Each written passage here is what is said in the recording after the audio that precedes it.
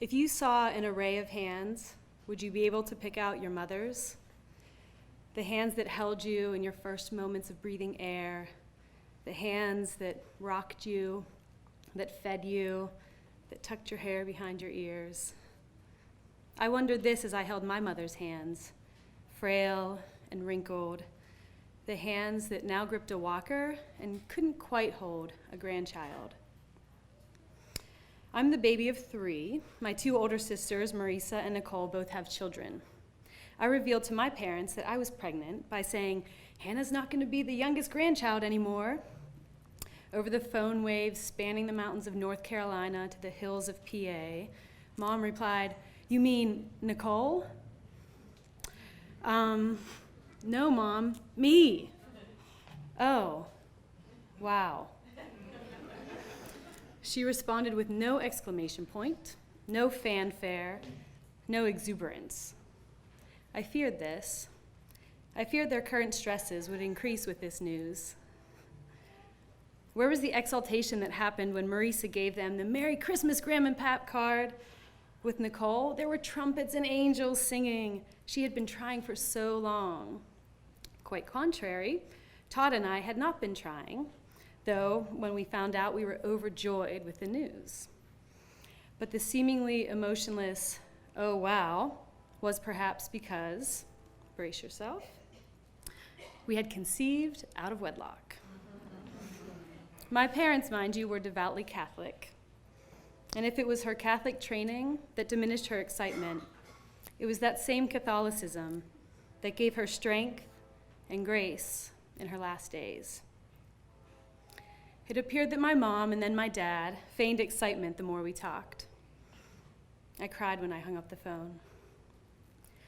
When I told Marisa of the lackluster reveal, she said, "Mom is probably just sad that she might not be around for her next grandchild. Or maybe it's all the brain fog from chemo and radiation." Later, on the day of the reveal, in a text from Mom, jumbled as it often was in the last year, her support and enthusiasm were revealed. "Take good care of yourself. Keep me posted every step of the way. I wish I were in better health. I love you!" An exclamation point. So, we were both on a diet of toast and ginger chews.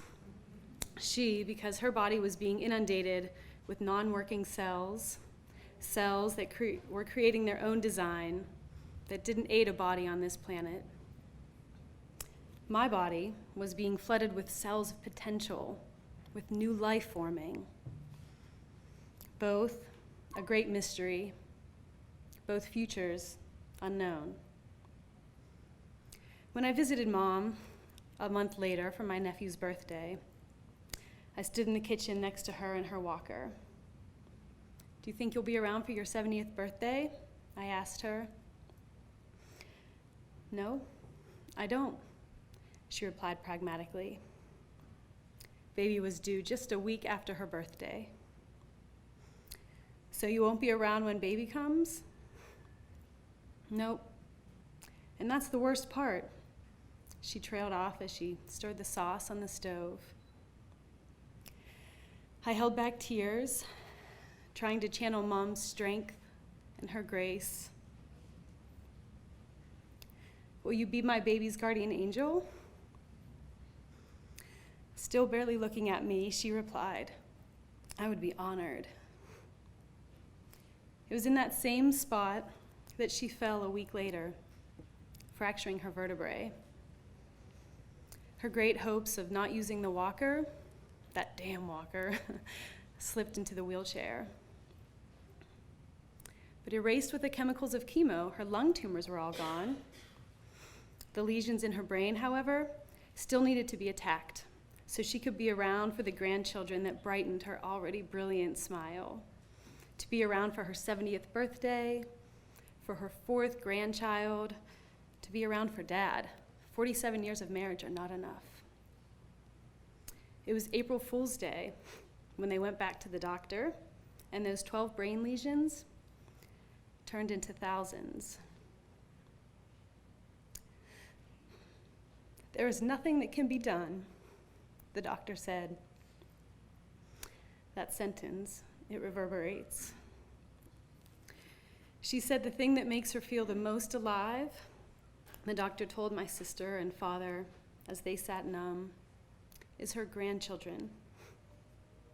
Go home and be with your grandchildren. With growing belly and faded optimism, I returned home a couple weeks after that. When Dad said, "She hasn't eaten in a couple days. She hasn't left the bed. I'm going to call the priest tomorrow for last rites." That evening, Mom was resting, maybe sleeping, maybe reviewing her life, as they say happens in the last week of your earthly presence. Dad took my mother's hands and placed them on my belly. "Look, Jill, there's a baby in there. Your next grandchild. You should look. Can you feel it?" Though weak, the power in her hands escaping, still nothing compared to the warmth, to the comfort of my mother's touch.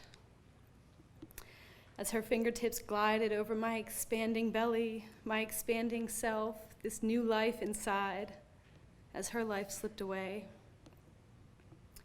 "Mom," I whispered, "this baby girl is taking after both of us."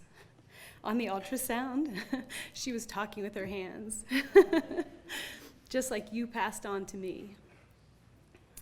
She passed on the next morning. That moment after her last breath, I held her hands.